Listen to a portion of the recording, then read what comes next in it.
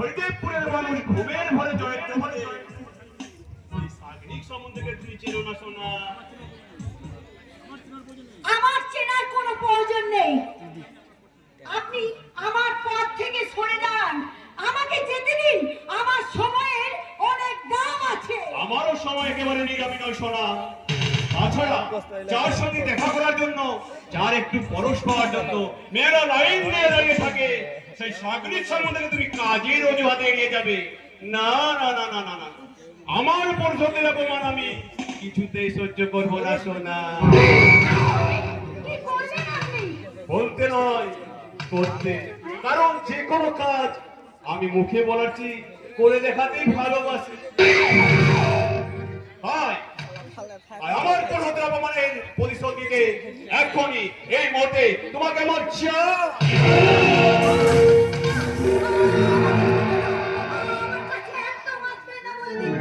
তোমার যৌবন ছেলের পুষ্টিকে পার করে দিল, আমাকে মাদল করে তুলেছে।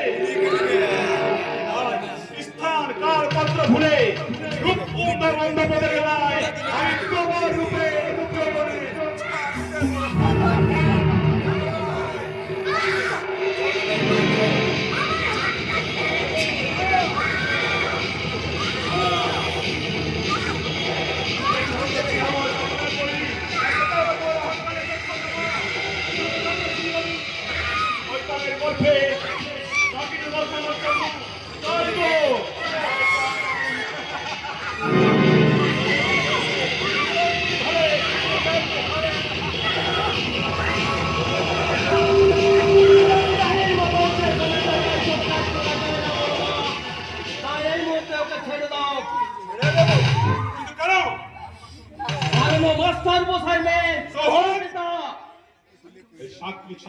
মাস্টার, ডাক্তার, জজ, ব্যারিস্টার, নেতা, মন্ত্রী সবার মেয়ে সমান হতে পারে। জানে ধরে বিপদ পেয়ে তোরে বিপাক হতে হবে, তাকে আগে মেরে ফেলে ধরার জন্য নেই তো পাবে কোথায়? তার মানে কি বলতে চাস তুই? সেটা না হয় পরে শুনবে। আরে তুমি এখন দাঁড়িয়ে আছে যে? দাঁড়িয়ে থাকবো না তো কি করব?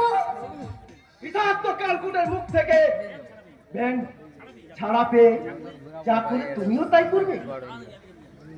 কিন্তু তার আগে আমি একটা কথা জানতে চাই তোমার কাছ থেকে, কে কিসের জন্য কোন বৈতরণী পার হতে চাইছে?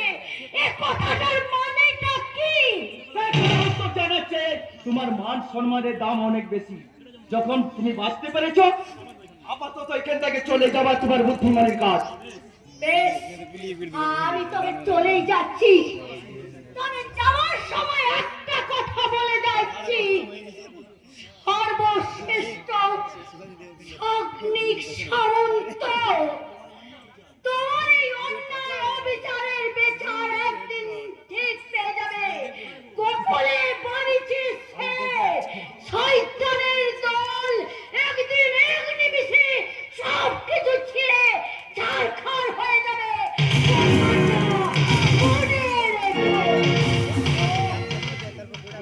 চলে যাচ্ছে অপমান অসম্মানের আগুনে আমার সরাসরি সর্বাঙ্গ জল ভরে ছায়া যাচ্ছে।